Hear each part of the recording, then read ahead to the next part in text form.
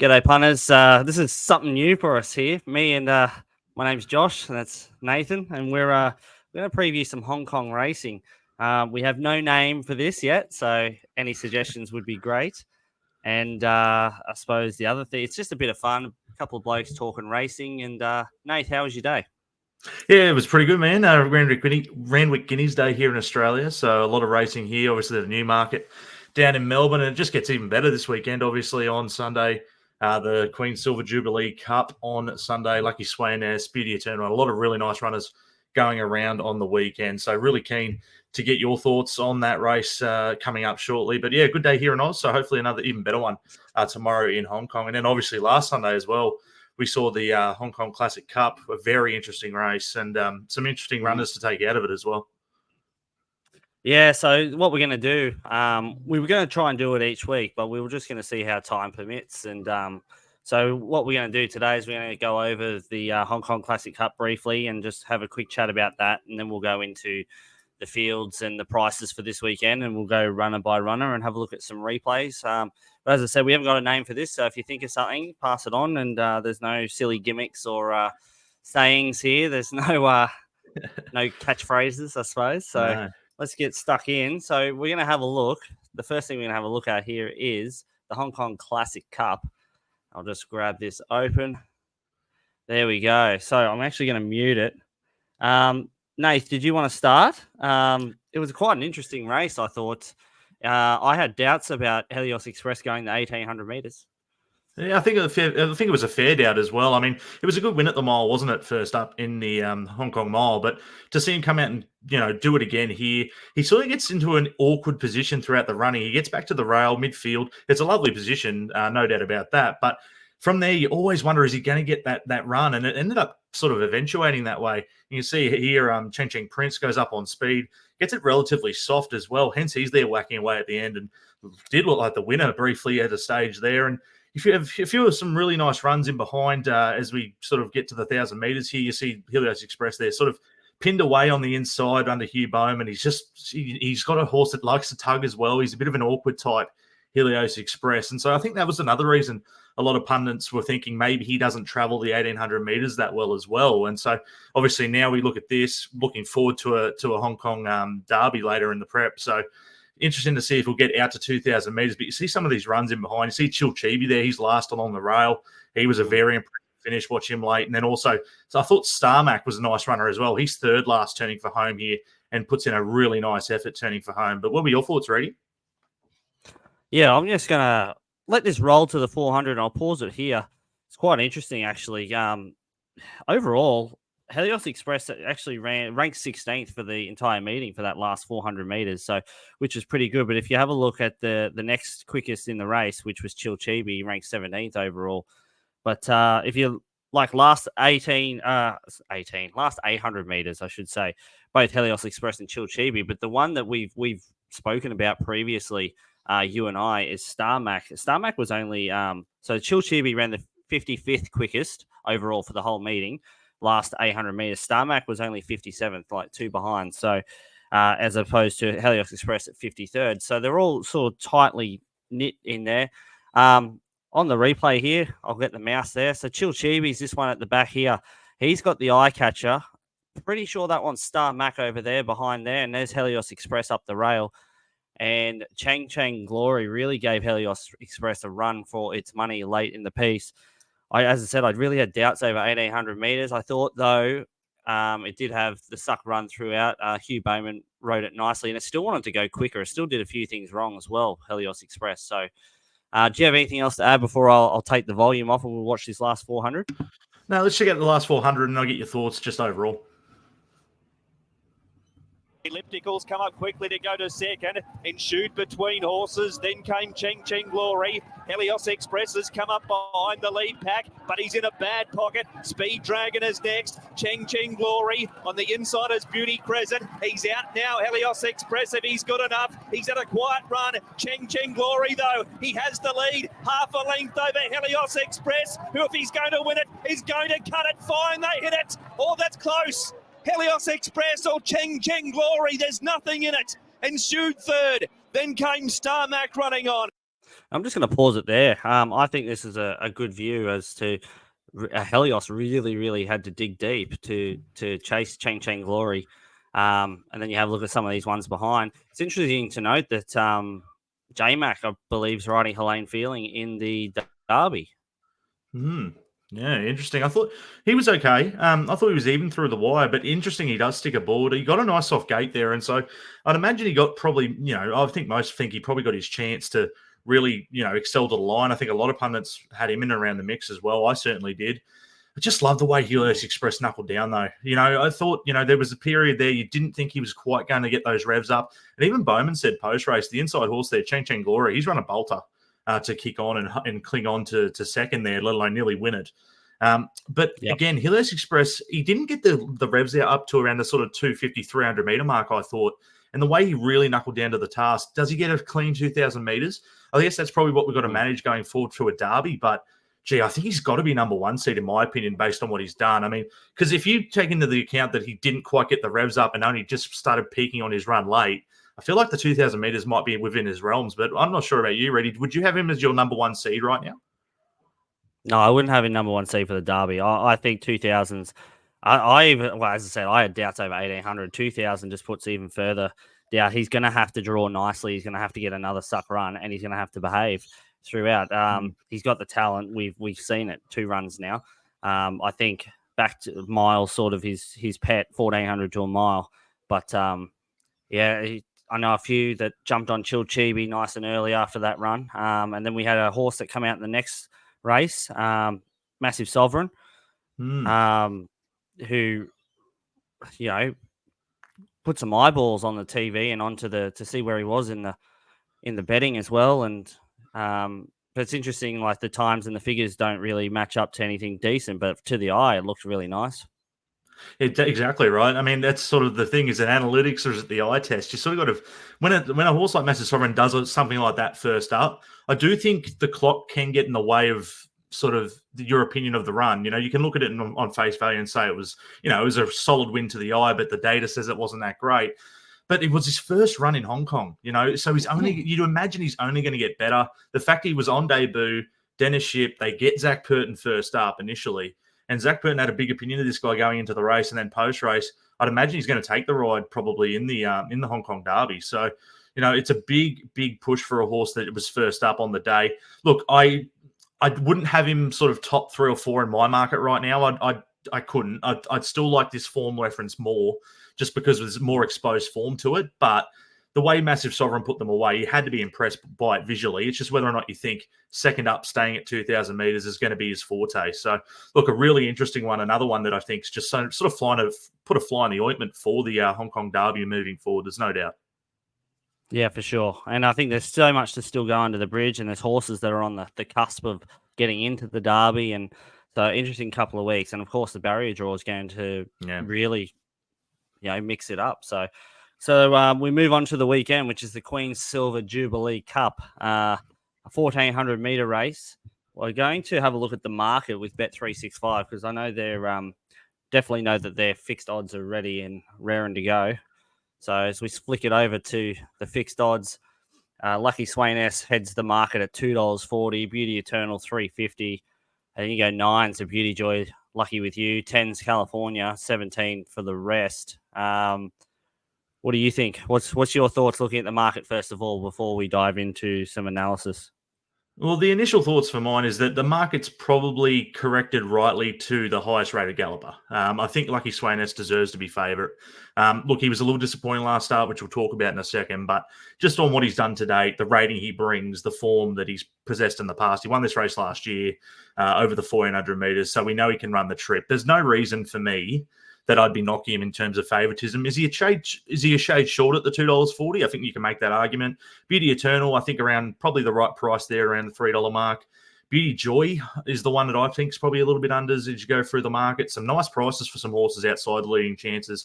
Your Taj Dragons, Galaxy Patch, even right down the bottom, Sompak Fu, $71. I mean, there's some big prices outside the leading pair. So if you like one at odds, I wouldn't be talking out of it right now, that's for sure. Yeah, I tend to agree with that. I think Lucky Swain S deserves favoritism. Excuses last start, but we'll touch on that later on. Your little baby there, Beauty Eternal. I'm sure we'll hear lots about that later on too. 12 months ago, we have been saying that California Spangle will be going into this $10. I don't think so, Yeah. but good point. but I agree. Big prices for Taj Dragon and Sunpack Fu and Galaxy Patch, the interesting one, the newcomer, as so to speak, coming up in grade after that 1,000 meter run last week, which had a few people scratching their heads. But I digress. We'll move on. The first thing I want to look at is I've got to end this. The speed map. So let's bring the speed map up. There we go. So I think we had a little discussion previously. It pretty accurate in some aspects. It's just a matter of you'd expect Zach to be really pushing up Beauty Eternal into a prominent position. I'm not sure some Pack Food's going to be that close. I know it's drawn barrier 4. Maybe swap him and Lucky Swain S. What do you think? I'd be shocked if Lucky Swain S ends up 2 pairs towards the rear of the field. I just think from that gate, I know he's drawn a little bit awkwardly, Lucky Swain S, but he gets J-Mac, and we saw what he did on Romantic Warrior, and I've got similar thoughts here in terms of what he does. He thinks he's on the best horse, which he is in terms of ratings and what he's done. So I think he jumps. I think he goes forward. Look, does he find the lead? I don't think so. I think he wants cover if he can find it, but he's got to be positive. There's no way he's going to give a horse like Beauty Eternal or even, California Spangle and a few other these runners. He's not going to give them a head start. It's just not going to happen. So I'd imagine he goes forward, tries to find a sort of a 1-1 line. If he ends up 3 wide, no cover, I don't know if I'd probably actually prefer that than be sort of 2 pairs back last or like towards the rear of the field. So I suspect he goes forward. I think outside of that, this map's pretty accurate. I think California Spangle's obvious. Healthy Happy goes forward, sits outside him.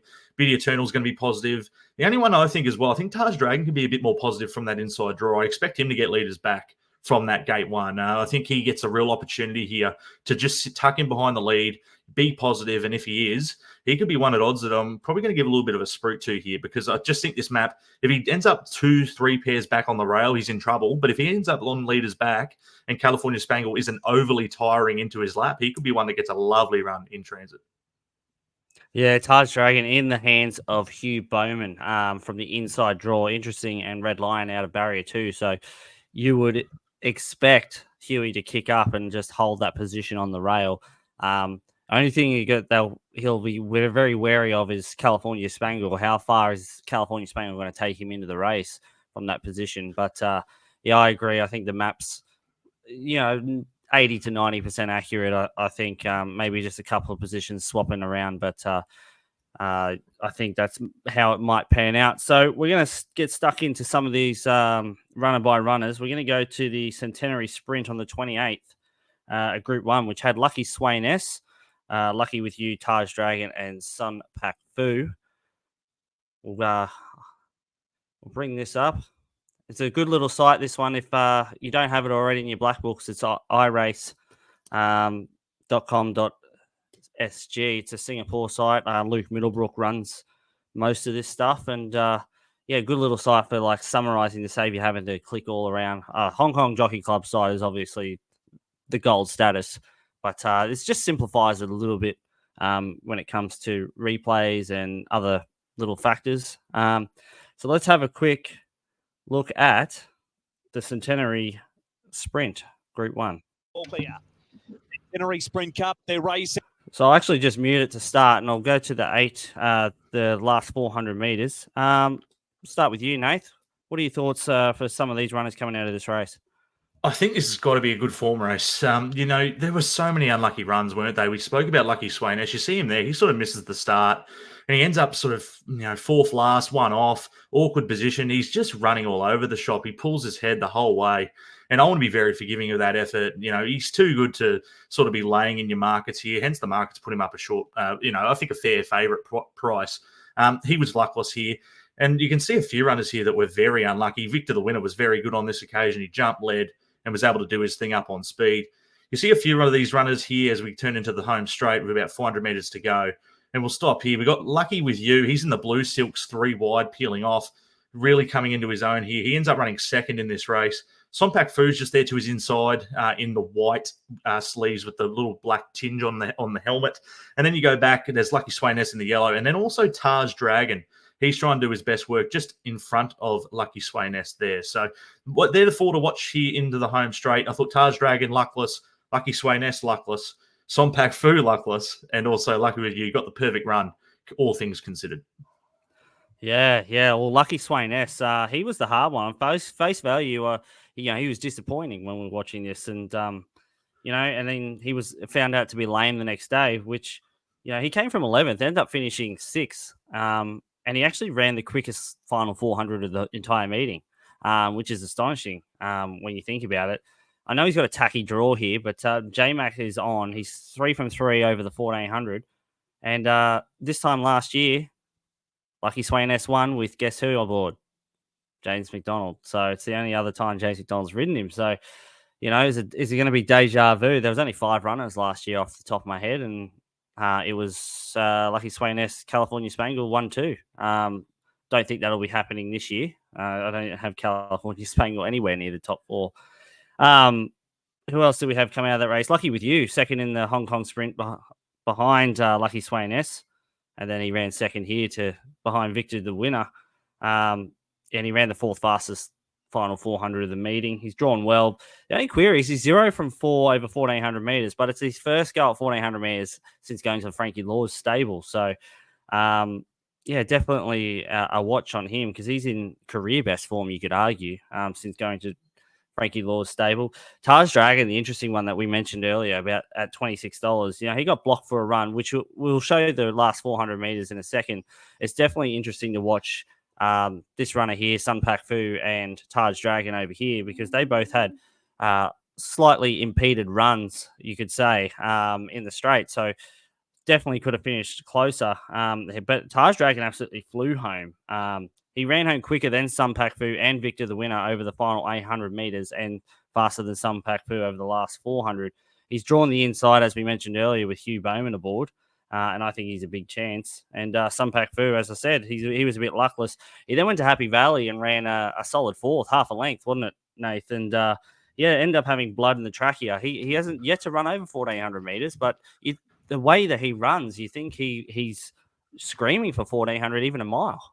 Yeah, he gives that impression, doesn't he? He just loves to sort of bound through the wire. He's very honest every single time he steps out. And like you said, to be sort of lame and have blood in the trachea post-race and still run the race he did, I thought was really, really impressive.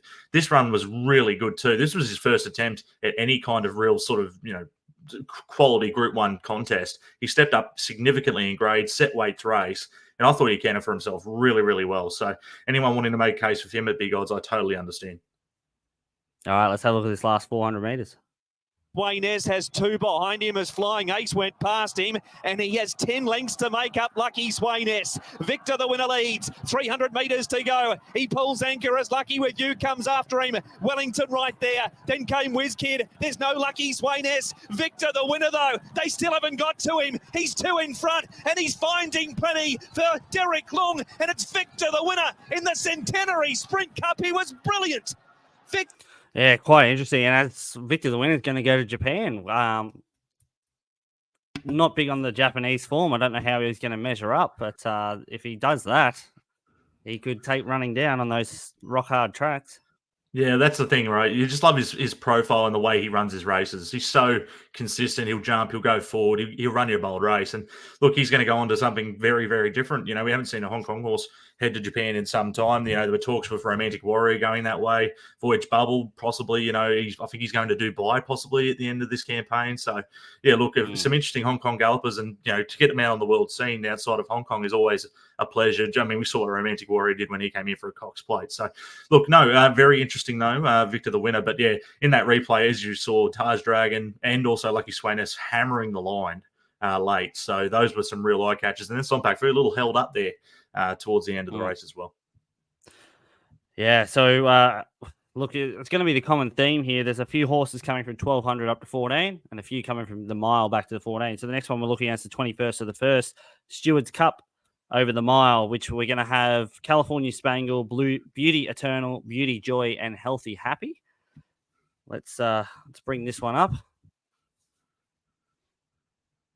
Give that a mute. And you're up, Nath. What do you think? Yeah, I thought it was an interesting race. California Spangle did his thing, jumped, went forward. And then, so you see here, Beauty Eternal, he jumps so well that Purton's got no choice here. He sort of thinks, oh, do I sort of want to get back? Do I try and take a sit for cover? He just takes his medicine and thinks, I'll just sit outside the leader here. I don't think Beauty Eternal was suited to this run type of race. I don't think he really enjoyed it. And the fact that Voyage Bubble got his back was a very big tick in my book in terms of how well Beauty Eternal's run here. They went slow enough up on speed. It was sort of a sit and sprint in the end. And I thought Voyage Bubble was very, very good. And I love the fact that he's franked the form so well. Obviously, last start behind Romantic Warrior, only just getting beaten on that occasion. The margin back to third, everything that happened after this race, and even this race as well. Have a look at the margins from first, second to third. It was significant. I thought Beauty Eternal was very good in for second as we have a look at this race. Interesting to look forward for this race on Sunday. You see Healthy Happy actually missed the start here, which was a big, big miss for mine in terms of the tempo, which I'm hoping he jumps evenly on Sunday. Because if we want to genuinely run 1400-meter race, we need California Spangle and Healthy Happy to sort of go forward and create that speed, which wasn't the case here. So that's what I mean by Beauty Eternal was probably a little bit left a little bit flat-footed when the race went on. Voyage Bubble much better suited. And then in behind there, obviously, Beauty Joy, he was flashing late runs. Again, his typical eye catcher without winning. And then also the other one you mentioned, Reedy in the race, which was, what was the other one? Was it Fantastic? No, you covered the three. Healthy. No, it's just healthy, those three, healthy, yeah, sorry. Yep. Healthy, happy. So, sorry, yeah. Beauty Eternal, yeah. Yeah, so those are the three. And I thought of those three, I thought Beauty Eternal was clearly the one to follow, in my opinion. But what were your thoughts on this race, Reedy? What do you think, particularly with the mile back to 1400 meter as a form line? Yeah, well, I paused it at this point purely because we were looking at that speed map before and Beauty Eternal sitting in there in for second. And you mentioned sit and sprint. Unless healthy, happy, say it misses the kick again, we're going to have a similar situation here with the sit and sprint. And that's going to suit the ones who are 1200 coming up to 14. As opposed to the ones coming back. So it'll be just interesting to see what the tactics are going to be like, because if it becomes a sit and sprint, that brings Lucky Swain S back in. It brings Lucky With You back in, Taj Dragon, Galaxy Patch, horses, especially Galaxy Patch for something that's going to be a query over 1400. A sit and sprint is going to be right up its alley. But then if California Spangle decides to string him out a little, I think Beauty Eternal then stalking that speed is going to have that rolling, and he's going to be right there. So I'll just keep rolling it. But let's Beauty Eternal. He was fair to back in the Hong Kong mile. Much better in the Stewards Cup from a tougher barrier. He's 3 from 4 over the 1400 meters. I'm just going to pause it before I miss the spot. He was good over 3 from 4 over 14. Purton sticking is ideal, and he's going to be thereabouts again. Look, I don't have him close to that top 4, but as I said, I get the arguments too. And as I said, if California Spangle decides to really pile on the pressure, Beauty Eternal is going to be the one that's going to really excel off that. Healthy Happy, you actually forgive this start. He had blood in his trachea too. But as you said, he can miss the kick. He was easily beaten by Taj Dragon two back as well. So I can't really have him there. And the other runner, California Spangle. Zach was right about him all along, as the story goes. Cheek Pieces went on last start, as you see there on the replay, and they're coming off. I just can't get enthused about him in this race. Do you have any more to add before we watch this last 540 meters? No, I think it's worth just checking out this last 400 and seeing how well Beauty Eternal, I thought, finished off. I thought it was a pretty nice effort outside of the winner.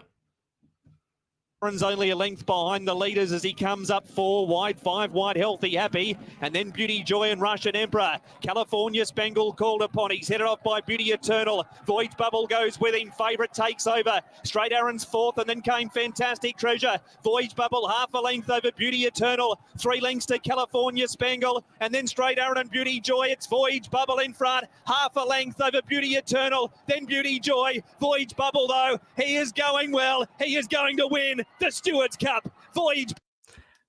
Beauty Joy, the the one that sucks you in every time with that run and up the outside. And I know, like, it almost beat, it probably should have beaten Beauty Eternal this preparation, arguably, if, I think it was Derek Long if he held onto the whip.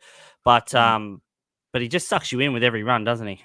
He does. He's a real eye-catching type. I mean, I think even back when I think he won a Class 1 when he missed the start completely over the 1600 meters, and he bounded he somehow won. He was no chance of winning at the turn, and he somehow won from last to first. He copped a massive ratings penalty for his win.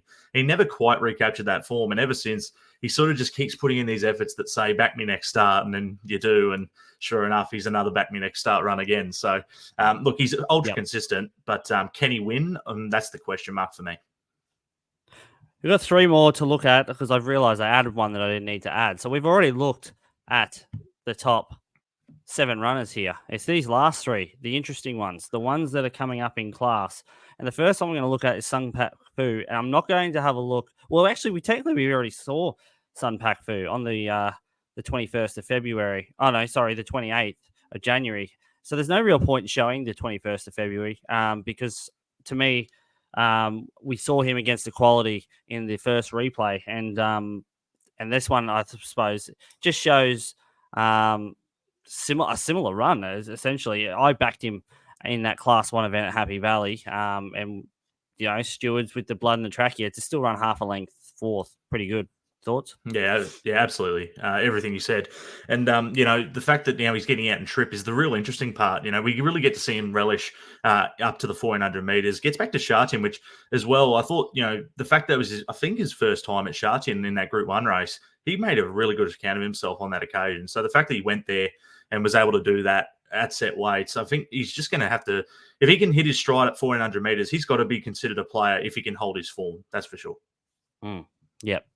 Red Lions, the next one we're going to have a look at, coming out of the Class 1 victory over the 1400 meters against a talented galloper by the name of Mugen. It was quite interesting, this race, Nath, as with the small field and the tactics were always going to play a part in this, but Zach Purton had an absolute perler. Yeah, I was going to say, Ride won the race, didn't it? Really, it's this. It's just the ability to sort of utilize that inside draw, get the leaders back, and then as we sort of watch this race unfold, Mugen sort of gets that 2 pairs off him, and it just means that he can't quite muster enough speed and turn the tables on him in the home straight. It was an elite steer. He's able to sneak this rails run, and once he gets out, he puts 2 lengths on Mugen, who fights really gamely to the line, but he just pinches enough of a break to leave him in tow. But look, this was a nice effort. There's no doubt about that. He was a really good winner here in this grade. Is he a genuine Group 1 horse? I don't think so. But this was a nice win. He can definitely he's sort of got that Group 3 quality about him. But the fact that this is a set weights race for me is the killer. If he was low weighted in a handicap sort of conditions, sort of 116 pounds, I'd be more interested in him as a genuine contender. But the fact he's got to lug the same weight as a Lucky Sway now, so I just think it's too tough. Yeah, and I suppose you could make the argument for that as well for Sun Pak Fu and Taj Dragon as well. Absolutely. When you're comparing the weights, and so that they don't get in well, but I think on face value, the other two have a bit more chance over this 1400 meter race than this guy. But as we mentioned, it was the ride that won the race here, and definitely there was a slight bias towards the forward and inside off memory, but either way, Zach actually absolutely, he timed this to perfection, and I'll let the replay do the rest of the talking. Super Wealthy next to his outside. 1 away, third, Red Lion. 4 out, Courier Wonder. Mugen outside of the 5 has started to come into it quickly. Red Lion hit the lead. Mugen's quickly after him, and they've left the rest behind them. Duke Wine, Courier Wonder. Red Lion leads, and with a roar, half a length over Mugen. It's Red Lion in front of Mugen. He won't lie down, Red Lion. Mugen is not going to get him, and it's Red Lion too good. Red Lion. That whole way up the straight, I thought Mugen had it, to be honest, and he just kept going, Red Lion. Yeah, so do I. He's a fighter, isn't he? Like Mark McNamara said, best caller, in my opinion, with an absolute pearl. He just roars through the wire. Really, really going effort to cling on. I guess, the query on the form is he's just beaten Mugen, who was sort of on the rise, and then back to third there. You see that's Duke Y running in through for third. So I don't know if I'd have a horse like him sort of in this race. So I think it's not easy enough to tie the form in. You can also tie him in to Taj Dragon, who beat him a couple starts back at Group 3 level as well. So, and beat him quite convincingly. So I think that's where the likes of Taj Dragon and even Sompak Fu have a bit more claims, is the fact that they've taken on a horse like him, and they've beaten him in the past. So no complete knocks on him, but I'd be shocked at set weights if he was a major player. Yep, totally agree with that. Last but not least, Galaxy Patch. I'm not going to show the 1,000-meter run. I don't think that's the Galaxy Patch we know, and his 1,200 meters, 1,400 meters is going to be the query. But indications say that he'll relish a little bit longer, I think. But against this quality, I'm not sure. But unfortunately for viewers, I'm actually going to show 1,200. How Deep Is Your Love winning after after backing that horse nearly every start. Somehow he comes from the clouds and wins this. Nath, what were your thoughts around this race of Galaxy Patch? I thought it was a really nice effort. You know, he ends up sitting 3 wide, not a lot of cover. He doesn't get the great run in transit here. I thought he was really good for the wire. He looked the winner for a long way out too, even though he did get I don't think he got the most economical run. As we see the replay here, he's 3 wide currently on a bit of a limb here. He doesn't really have much cover outside of... I might just pause it. Yeah, that's okay. He's just this one here for viewers who aren't familiar with the silks of Galaxy Patch. I'll let that keep going. Sorry, Nath. No, you're right. Yeah, so you can see there he's sort of out on a limb at the moment. And when he turns in for home, you still think he's going to let down and win. But I think, the fact that I think How Deep Is Your Love actually ran in the Hong Kong Mile and actually came back in trip here to 1,200 meters. So he probably had that little bit of a fitness edge on him as well. And look at How Deep Is Your Love there. You can see him on the inside in the orange silks. He just got that lovely run on the inside and just, again, got that perfect run in transit, while Galaxy Patch was a little bit unlucky, in my humble opinion. He's definitely not disgraced in a race like this, in this race here that we're seeing the replay of. Again, now I guess the question mark is now, 1,400 meters is a definite tick in my book, but has he got the quality to come out and win a Group 1? I don't know.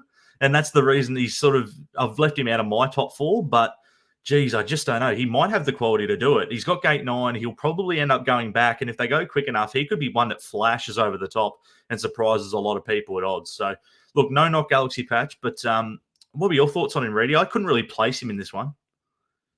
Yeah, he's got an awkward draw, doesn't he, from barrier 9. He's one of my favourites. He's an up-and-comer. He's had a really, really good prep. But, look, he in that 1,000-meter race, he only got warmed up late. I could sort of see what they were thinking and trying to get him to settle and whatnot, similar to what we've seen today with a few rides at Royal Randwick, where they just pulled some horses back that didn't need to go back that far, and Private Eye and as the example I'm thinking of today. But Galaxy Patch, think about it.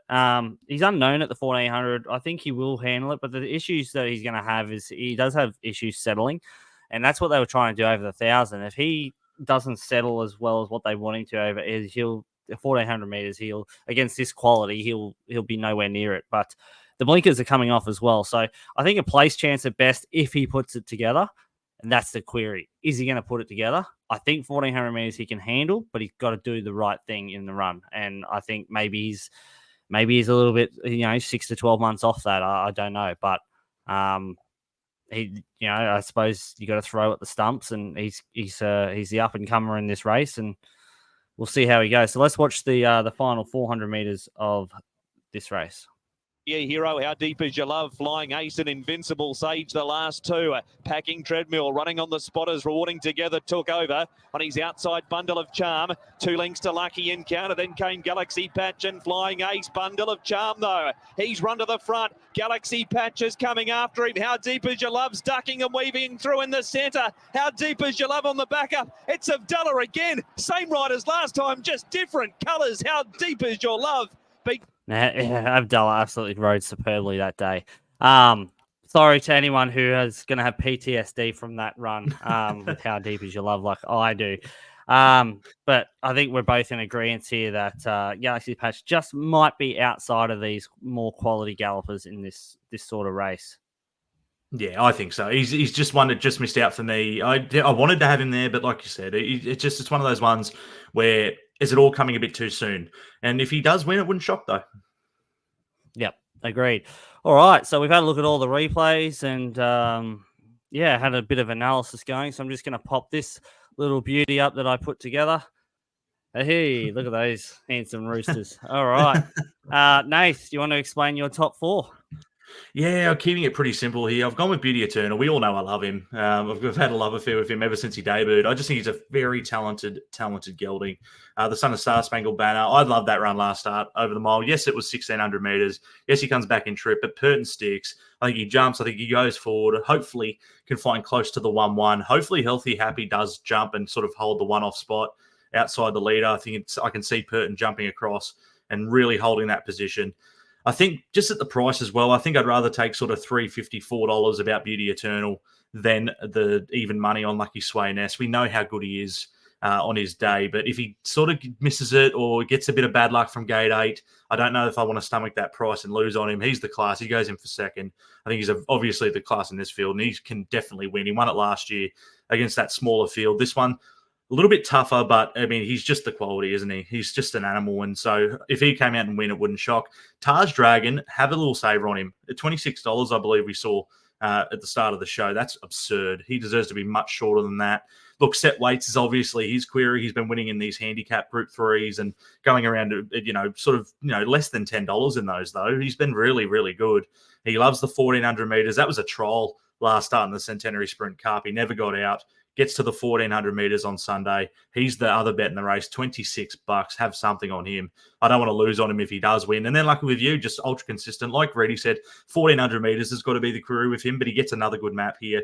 He'll be right there in the end, flashing home. I just don't know if he's got the sharpest sprint over 1,400 meters as he does at 12. So that's probably my major query with him. But so he just slipped into 4th. Galaxy Patch only just missed out, and he was probably my 5th pick. And also, our old friend Beauty Joy was right there as well. Even Sompak Fu, you can make a case for, which I'll let you do, Reedy. How did you look at your top 4? Yeah, I've gone with the 1,200 up to 1,400 meter horses, all coming out of that Centenary Sprint Group 1, won by Victor, the winner. I've put the champ on top, I think. Best horse, best jockey. If he just does what he did with Romantic Warrior, which I think some of us are still in awe of that ride, that was absolutely magic by J-Mac. If he can put all that together with Lucky Swain S tomorrow, I think he can definitely salute. 240. Look, I'd be happy. Look, I think they might come for him. I think they might come for him late. So I think 240. If he gets to 240, 250, I think that's acceptable for now. Taj Dragon, as we mentioned, $26. The set weights doesn't work in his favor, but I just thought him and Sunpak Fu should have finished a lot closer in that Centenary Sprint to Victor, the winner, with obviously Lucky with You. So I think they're all sort of around the same boat there, with outside of Lucky Swain S being, the premier horse and everything going right for him. He's just better than them. But like what happened last start, things do go wrong and things do happen. And I think Taj Dragon with a clearer run will finish a lot closer. You could do worse than $26, $4.40 to place. The same with Sunpak Fu, $71 a win, $10 a place.